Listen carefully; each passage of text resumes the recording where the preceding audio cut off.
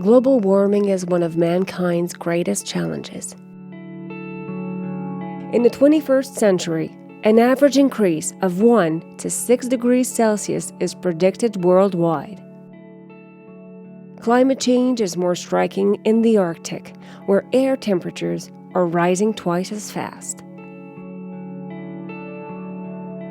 L'atmosphère se réchauffe parce qu'il accumule les gaz à effet de serre, et notamment le dioxyde de carbone ou le méthane.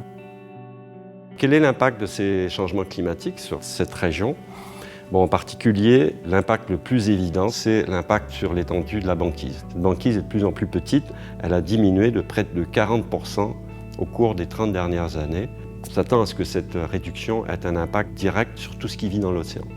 Toute la chaîne trophique dépend de la production de biomasse végétale qui est due dans l'océan en grande partie au phytoplancton, des algues unicellulaires microscopiques qui alimentent cette chaîne trophique en grande partie.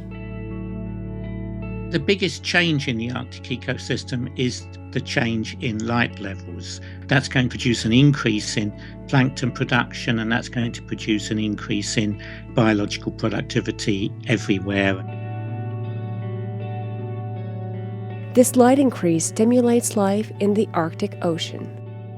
However, melting sea ice produces the reflection of sun rays, now absorbed by warming waters, which regulate the planet's weather patterns and natural environments. Les écosystèmes de l'océan Arctique, tout le réseau alimentaire est unique à l'Arctique. On a des espèces évidemment emblématiques comme l'ours blanc, un ours qui marche sur la banquise, on trouve ça nulle part ailleurs.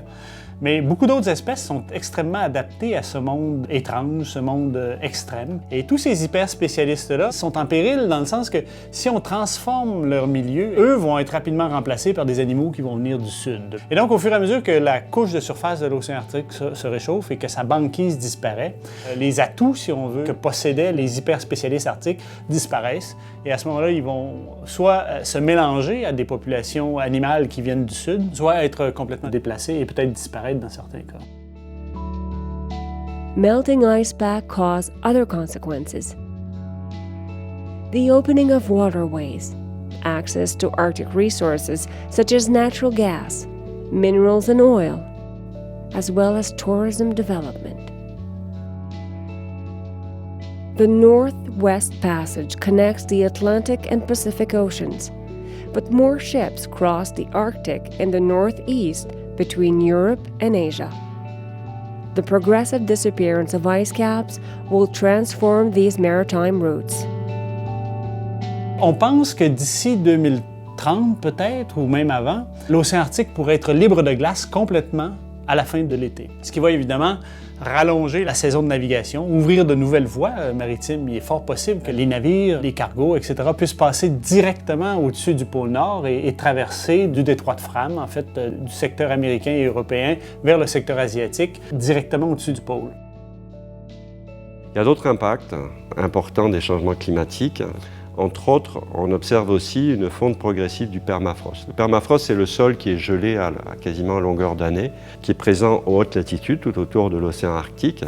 À certains endroits, cette fonte a des impacts directs sur les communautés qui vivent à ces hautes latitudes. Pour les communautés locales, les Inuits, par exemple au Canada, dont la vie dépend d'un certain nombre d'infrastructures, y compris certaines infrastructures modernes. On observe à plusieurs endroits un affaissement des routes, un affaissement des pistes d'atterrissage. Sur la côte, à ces endroits, on observe une érosion très très importante et qui menace souvent les habitations, certains villages qui sont localisés très très près de la côte. Ice pack and permafrost melting.